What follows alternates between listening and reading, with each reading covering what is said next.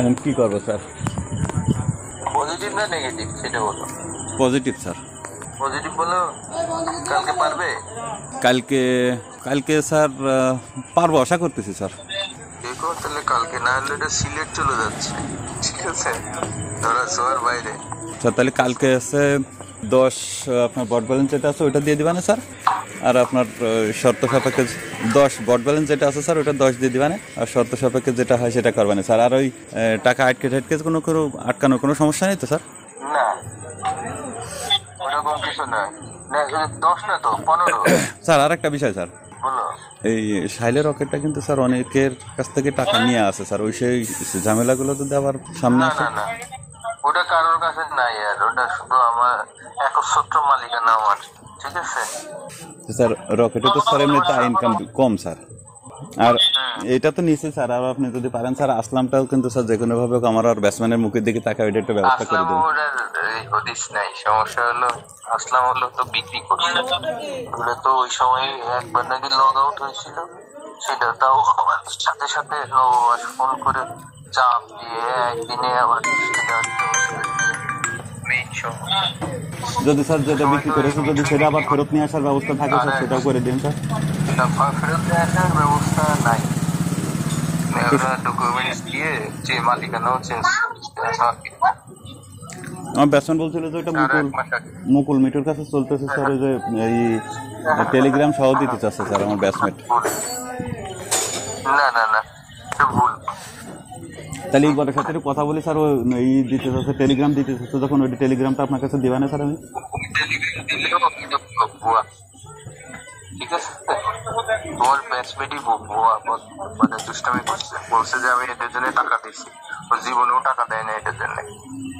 এদের নিয়ে কখনো লেনদেনই হয় না এদের সাথে। এদের সাথে লেনদেন হয়েছে নবাবের সাথে, নবাবের মাধ্যমে। স্যার রাজু টাকা নিয়েছে স্যার, আমি এই জিনিসটা জানতাম স্যার। রাজুরে সেট করছে আমি জানি, বুঝছো? রাজু টাকা নিলে রাজু নিছে, তার জীবনেও হলো এইটা নিয়ে কখনো কথা হবে। এটা বিক্রি হয়েছে আরো 1 বছর আগে, ঠিক আছে? ব্যাটসম্যান ওই আসলামটাকে আর মৃত্যুর সাথে ইয়ের দেখা হয়েছে ওই 1 বছরই একবারই ওই ধরা হয়েছিল। জীবনেও মৃত্যুর সাথে ইকবালের কথা হয়নি। ব্যাটসম্যান তো মিথ্যা কথা বলবে না স্যার আমার কাছে। আমি যতটুকু জানি স্যার ওইটার জন্য 35 লাখ টাকা করে নিয়েছে স্যার। না এটা পুরো নেগেটিভ। তোমার ব্যাটসম্যান অত ছোট না, ঠিক আছে? আমি যেটা বললাম, যদি সুযোগ থাকে স্যার তাহলে একটু ওরা কেউ অস্বীকার করে কিনা টাকার জন্য ব্যাটসম্যান একটু মুখোমুখি হতে স্যার। এটা হলো অস্বীকার টিকার না, এটার সুযোগ নেই। এই জন্য তোমার এটা নবমের মাধ্যমে বিক্রি হয়েছে। আমি তোমার বলে দিলাম কার মাধ্যমে ওই নবমের সাথে জিজ্ঞাসা করতে পারলাম। অথেন্টিক সোর্স থেকে আমি তথ্য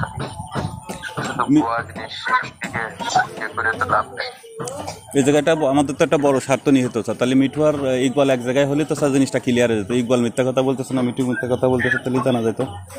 আরে ভাই এটা এই আমার দরকার নেই তো এই সিস্টেমে যাওয়ার, বুঝছো? বাবা ঠিক আছে। জি স্যার। তুমি ইকবালের চিনো? আমার ব্যাটসম্যান না স্যার। চিনো না? আপনার দেশই খারাপ হবে না স্যার। তো খারাপের জন্য না,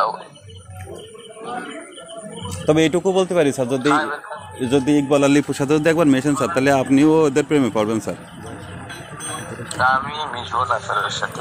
আমার টার্গেট হলো হয় নষ্ট করা, আমি বলছি স্যার। এই শালিটা তো আমি নিই, তাহলে আবার এটা নষ্ট হবে না তো স্যার? না আপাতত নষ্ট হবে না, নষ্ট হলে ফেরত দিয়ে দেবে, ফেরত দিয়ে সমস্যা। ঠিক আছে স্যার, তাহলে আমি আপনাকে টাকা পয়সা রেডি করে আপনাকে আমি জানাচ্ছি স্যার কালকের ভিতরে। জি স্যার। ওকে স্যার, আসসালামু আলাইকুম।